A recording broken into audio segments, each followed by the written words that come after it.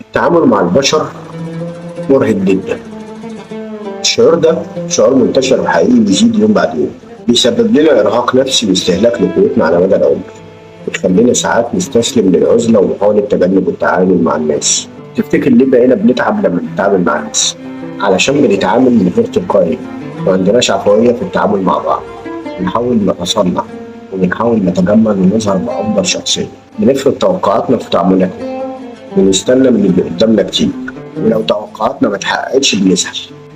فهل توقعاتنا دي عشم ولا طمع؟ إننا نحاول نتعامل بغير حقيقتنا هنتعب جدا. مع الوقت هنوصل لمرحلة بنبص لنفسنا في المراية هنستوعب، هنلاقي شخص تاني غير اللي جوانا، شخص مرهق بينافق نفسه علشان يحاول يجاري الحياة. خليك عفوي، خليك تلقائي، ما تغيرش في شخصيتك أبدا إلا لو للأفضل.